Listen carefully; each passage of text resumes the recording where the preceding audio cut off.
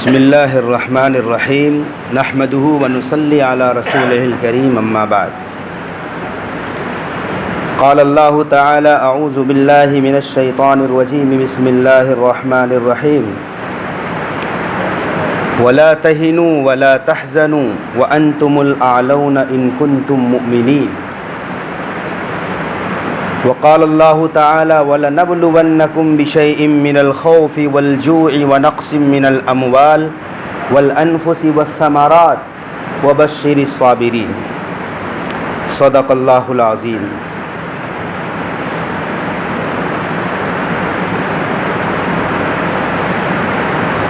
قمر جوالوی کہتے ہیں،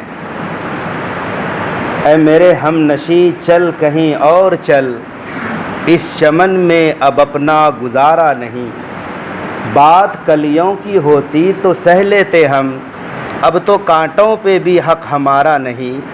اور جب گلستاں کو خوں کی ضرورت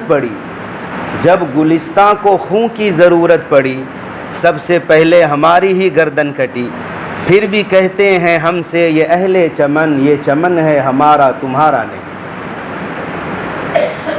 جب وقت آیا گلستاں پہ تو خوں ہم نے دیا، جب بہار آئی تو کہتے ہیں اب تیرا کام نہیں۔ معزز و مکرم سامعین کرام، آج 11 اگست ہے۔ 15 اگست کو پورے ملک میں بڑی دھوم دھام کے ساتھ جشن آزادی کی تقریب منائی جاتی ہے۔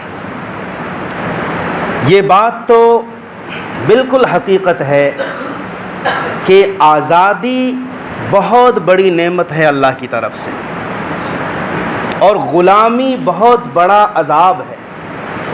ہر پیدا ہونے والا یہ چاہتا ہے کہ ہم آزاد رہیں، ہم کسی کے غلام نہ رہیں، کسی کے ماتحت نہ رہیں، آزادی زندگی ہو ہماری۔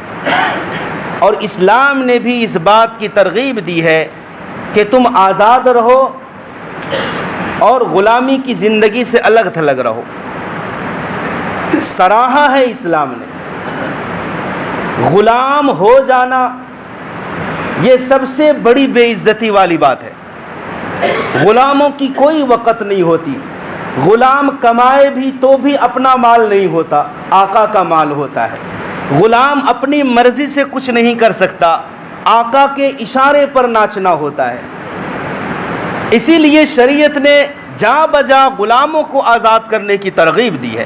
قرآن و حدیث میں آیات اور احادیث بھرے پڑے ہیں کہ تم غلاموں کو آزاد کرو۔ چنانچہ روزے کا کفارہ غلاموں کی آزادی سے شروع ہے۔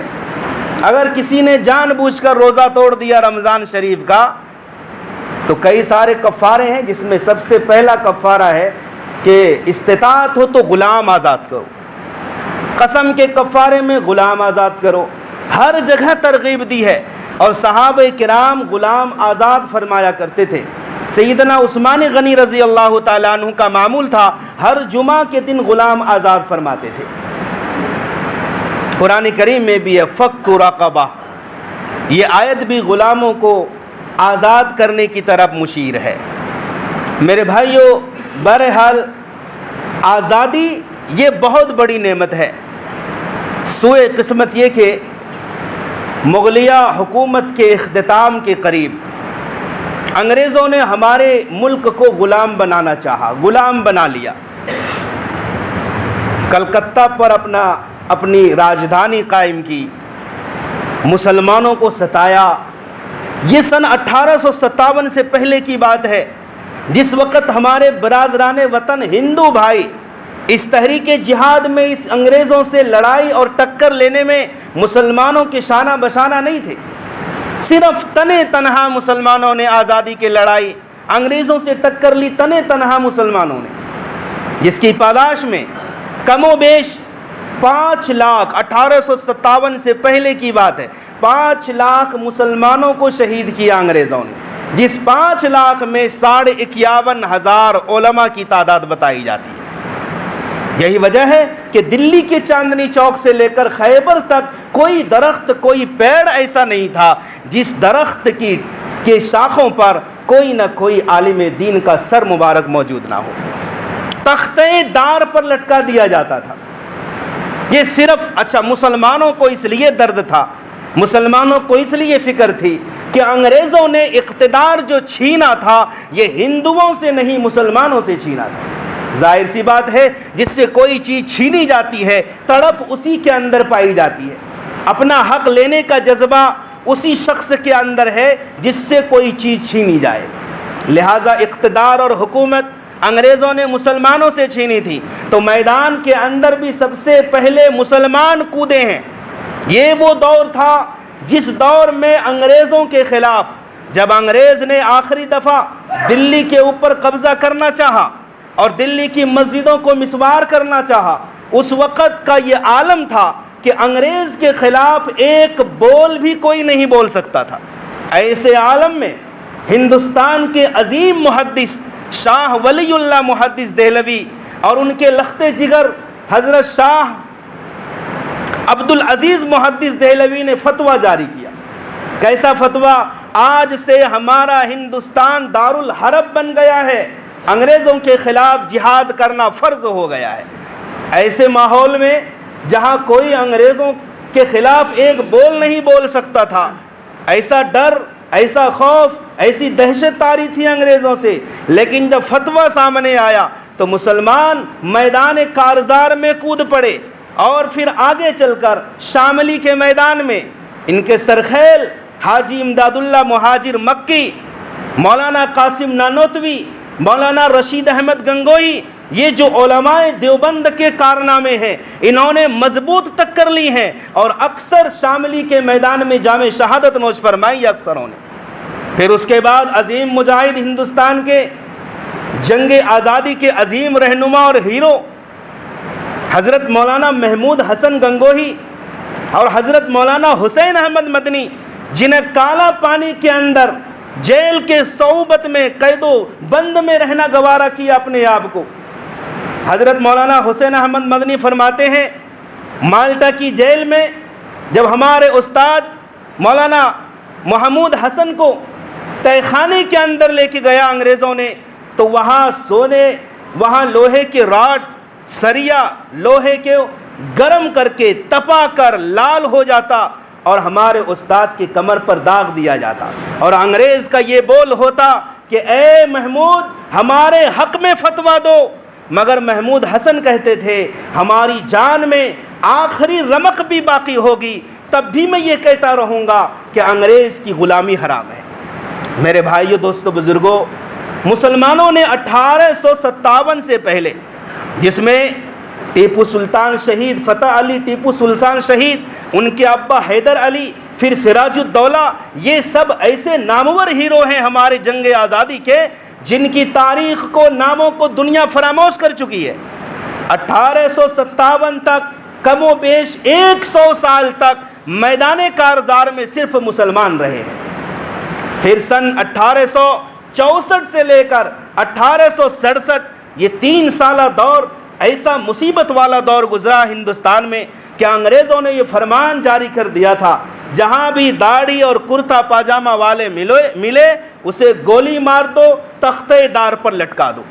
ان 3 سالوں میں کوئی بھی شخص سرے راہ، بازاروں میں، چوک چوراہے پر کوئی بھی داڑھی، ٹوپی اور کرتا پاجامہ والا شخص گھومنا برداشت نہیں کرتا تھا، چھپ چھپا کر زندگی گزارتا تھا۔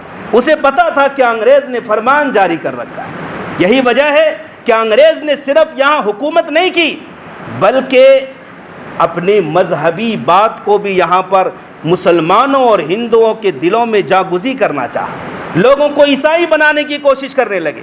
اس وقت کے سنجیدہ قسم کے علماء نے یہ بات ٹھان لی اگر ہم نے کچھ کام نہیں کیا تو یاد رکھو آئندہ نسل ہماری مسلمان نہیں بلکہ یہود و نصارہ بن جائے گی۔ اسی کے پیش نظر 1866 کے اندر سہارنپور کے دیوبند کے اندر دارالعلوم دیوبند مدرسے کا قیام ہوا۔ یہ جنگ آزادی کے سور پھونکنے کے بعد کا واقعہ ہے 1866 کے اندر، تاکہ جہاں لوگ اپنے بچوں کو عیسائیوں کے اسکولوں میں بھیج رہے ہیں وہاں کم سے کم ان مرتد شدہ لوگوں کو اپنے یہاں واپس لا کر مسلمان بنائے، ہمارے بچے دینی تعلیم حاصل کریں، قرآن سے وابستگی قائم رہے۔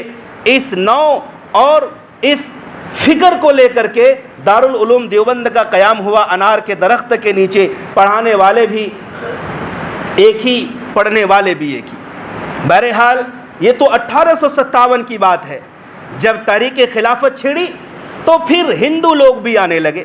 پھر بعد میں بہت آگے چل کر کے سن 1920 کی بات ہے کہ مہاتما گاندھی، مولانا ابوالکلام آزاد، پنڈت جواہر لال نہرو، یہ لوگ مل کر کے پورے ہندوستان کے نقشے کا دورہ کیا ہے۔ پھر بھارت چھوڑو یاترا کی ابھیان چلی، اور پھر وہ دن آیا کہ 15 اگست 1947 کو ہندوستان آزاد ہوا انگریزوں کے چنگل سے۔ میرے بھائی دوستو بزرگوں، آزادی تو ہمیں ملی، یقیناً ملی، لیکن کہیں وہ آزادی ہمیں نہیں مل پائی جو ہمارے اسلاف نے اپنے خواب میں دیکھا تھا۔ ہمارے بزرگوں نے جو خواب دیکھا، جو سپنا دیکھا تھا، اس خواب کی طرح ہمیں آزادی نہیں ملی۔ آج پھر سے ہمیں غلام بنانے کی تیاری ہو رہی ہے، پھر سے ہمارے اوپر غلامی کو تھوپا جا رہا ہے کہ مسلمان اس ملک کے اندر 2 نمبر کے شہری بن کر رہیں۔ حالانکہ سب کو معلوم ہے کہ اگر مسلمانوں نے قائدانہ رول ادا نہ کیا ہوتا، جنگ آزادی میں صف اول میں مسلمان نہ ہوتے، تو ہندوستان آج بھی غلام رہتا، آج بھی یہاں کے حکمران انگریز ہوتے۔ لیکن یہ مسلمانوں کے خون کی قربانی ہے۔ یاد رکھو، مسلمان علماء کے اوپر اتنے مظالم یہاں ڈھائے گئے ہیں کہ خنزیر اور سوروں کی چربی کے اندر عالم دین کو ڈالا جاتا، سی دیا جاتا چمڑی کو، پھر آگ کے حوالے کر دیا جاتا تھا۔ علماء اس میں تڑپ تڑپ کر مرتے رہے۔ یہ ایک نہیں، ہزاروں واقعات ایسے ہیں۔ تب کہیں جا کر آزادی کا دن ہمیں ملا، لیکن آزادی بھی ادھوری آزادی ہے، آزادی مکمل نہیں ہے۔ آج ہمارے دین کے اوپر دھاوے بولے جا رہے ہیں، مسلمانوں کی جان سلامت نہیں ہے۔ میرے بھائیو دوستو بزرگوں، جہاں جہاں بھی فسادات ہوتے ہیں، ہم اور آپ یہ مان لیتے ہیں کہ فساد ہوا۔ یاد رکھو، فساد ہوتا نہیں، فساد کرایا جاتا ہے۔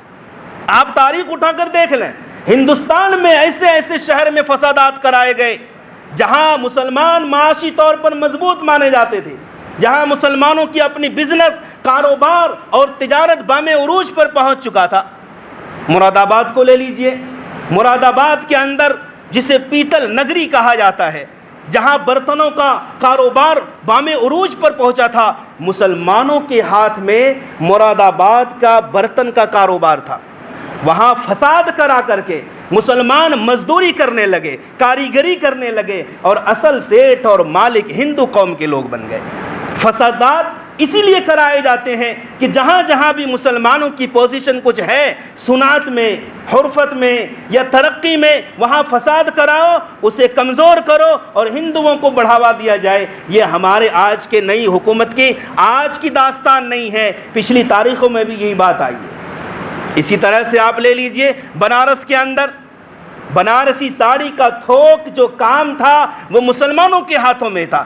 وہاں بھی ہندو مسلمانوں میں مار پیٹ کرا کے یہ مسلمانوں کا کاروبار ہندوؤں کے ہاتھ میں چلا گیا۔ پھر بھاگلپور کا لے لیجئے، سن 1989 25 اکتوبر، یہ ریشمی شہر کہلاتا ہے بھاگلپور۔ یہاں ریشم کا کاروبار بڑے اونچے پیمانے پر تھا، اور یہ وہ شہر ہے جہاں صرف بہار نہیں، یو پی کے بھی بڑے پیسے والے لوگ اپنا مال ریشمی شہر میں لگاتے تھے، ریشم کے کاروبار میں۔ مگر 1989 میں دنگا ہوا، اور 1100 تو سرکاری نقطۂ نظر سے ہیں، لیکن 2500 مسلمان شہید ہوئے ہیں بھاگلپور کے فساد میں۔ پھر مراد آباد کا جو فساد ہوا، یہ تو ہندو مسلمان کا تھا ہی نہیں۔ عید کا دن تھا 13 اگست 1980، آج سے 43 سال پہلے سارے مسلمان شہر مراد آباد کے 40,000 کی تعداد میں عیدگاہ کے اندر نماز عید ادا کر رہے تھے۔ معلوم ہے کیا ہوا؟ عیدگاہ کے اندر خنزیر گھس گئے تھے۔ جو اصل بات ہے، مسلمانوں نے پولیس والوں سے مزاحمت کی، مدد مانگی کہ ہماری نماز کا وقت ہو رہا ہے اور عیدگاہ کے اندر خنزیر گھس گئے ہیں، آپ کچھ کرو، روکو۔ آپس میں تو میں ہوئی، 40,000 کے مجمع میں پولیس والوں نے گولیاں برسائی ہیں، اور وہاں بھی 2 سے 2,500 مسلمان شہید ہوئے۔ یہ ہندو مسلمان کا فساد تھا ہی نہیں، بعد میں اس کو رنگ دے دیا گیا ہندو اور مسلمان فساد۔ گلبرگہ کے اندر آپ دیکھ لیں، کپڑے کا تھوک مال اور اس کا عام کاروبار مسلمان کے ہاتھ میں تھا، وہاں بھی فساد کرا کے ہندوؤں کو دے دیا گیا۔ میرے بھائی دوستو بزرگوں، تو فساد ہوتے نہیں، فساد کرائے جاتے ہیں۔ اور اب تو مسلمانوں کے دین کے اوپر بھی آنچ پڑے ہیں، ہمارے بچوں کے اسکولوں میں بھی، ان کی کتابوں میں بھی ایسی باتیں، ایسے مضامین پڑھوائے جاتے ہیں جو الایاز والامان۔ ہمارے مسلمان بچوں کے دلوں میں اس ہندوستان کے مسلم حکمرانوں کے بارے میں نفرت بھری جاتی ہے، اورنگزیب بادشاہ کے بارے میں بکواس لکھی ہے کتابوں میں، حالانکہ وہ کون بادشاہ ہے جنہوں نے پوری زندگی حکومت سے کوئی پیسہ نہیں لیا، پوری زندگی قرآن کی کتابت کرتے تھے، لکھتے تھے قرآن اپنے ہاتھوں سے، اور ٹوپی سلتے تھے اور ٹوپی کو بیچ کر اپنے گھر کا خرچہ چلاتے تھے۔ ایسا بادشاہ جو تہجد گزار، ایسا بادشاہ جو قرآن کا حافظ۔ لیکن ہمارے اسکول کے بچوں کو کیا پڑھایا جاتا ہے کہ مغل بادشاہ ایسے گزرے ہیں، مغل بادشاہ ناانصاف ہے، ظلم کرتے تھے، مندروں کو توڑتے تھے، وغیرہ وغیرہ۔ تو بچے کا ذہن جو ہے وہ سفید کاغذ کی طرح ہے، اس میں جو چیز بھی نقش کریں گے وہ بالکل زندگی بھر وہ نقش پا رہے گا۔ لیکن افسوس آج مسلمان ہوش کے ناخن نہیں لیتے۔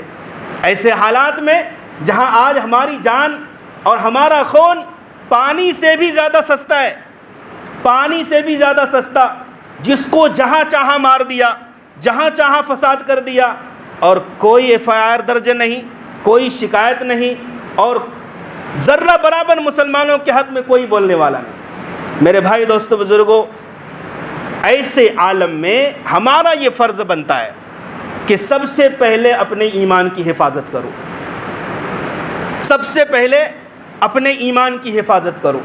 ایمان کے لٹیرے مکے میں بھی تھے، ابو لہب، ابو جہل اور سردارانہ نے قریش، یہ سب ایمان کے لٹیرے تھے، وہ لوگ بھی مشرک تھے، وہ لوگ بھی کافر تھے۔ آج ہندوستان میں آج کے لوگ بھی مشرک ہیں، آج کے لوگ بھی کافر ہیں۔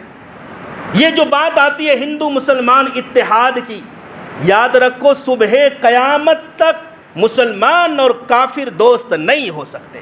قرآن کا بھی فیصلہ ہے، حدیث کا بھی فیصلہ ہے۔ تم ایک خدا کو مانو گے، وہ سینکڑوں خداؤں کو مانیں گے۔ تم ایک خدا کی پرستش کرو گے، وہ اپنے ہاتھوں سے بنائے ہوئے بتوں کی پرستش کریں گے۔ یاد رکھو ہمارا راستہ الگ ہے، ان کا راستہ الگ ہے۔ ہاں خیر سگالی الگ چیز ہے، آپس میں رہن سہن ہے، پڑوسی ہے، لیکن ہم جب بھی دعوت دیں گے توحید کی دعوت دیں گے۔ مشرک جب بھی دعوت دے گا اللہ کے علاوہ دوسرے معبودوں کی دعوت دے گا۔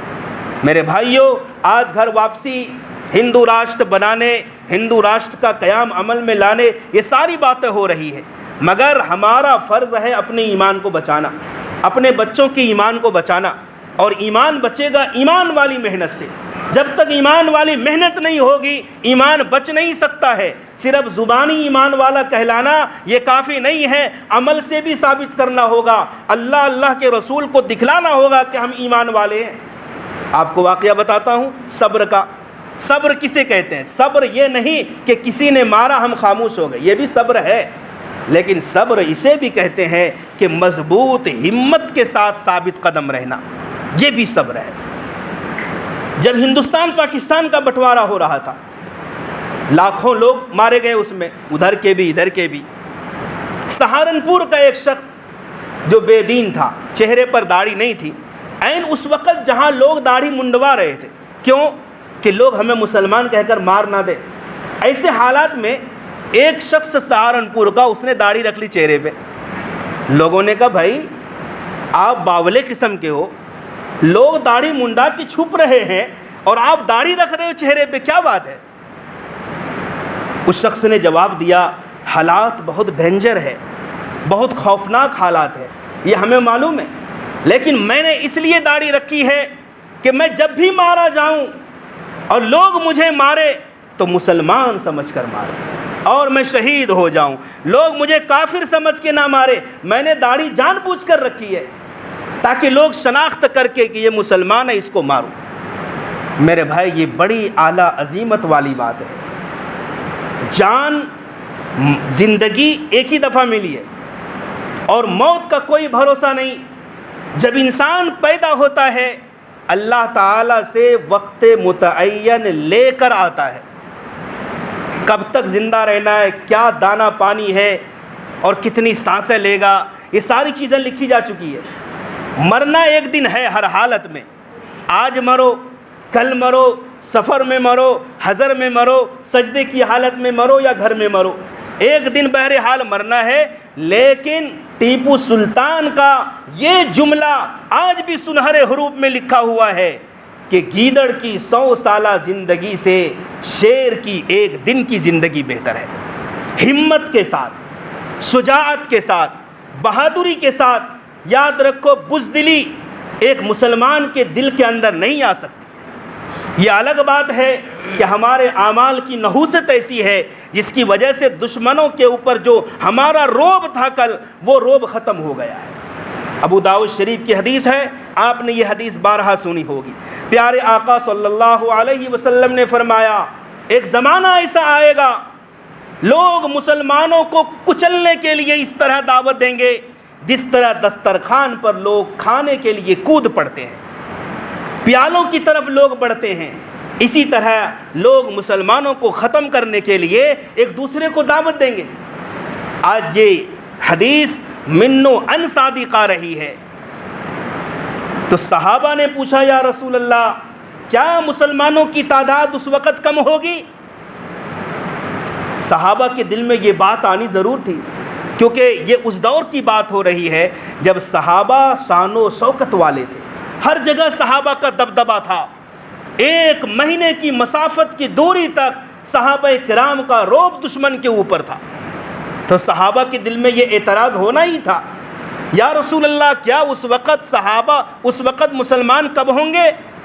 ہمارے آقا صلی اللہ علیہ وسلم نے فرمایا نہیں، مسلمان بہت ہوں گے، لیکن مسلمان کی حیثیت سیلاب کی سطح پر بہنے والے کوڑے کڑکڑ کے زیادہ کچھ بھی نہیں ہوگا.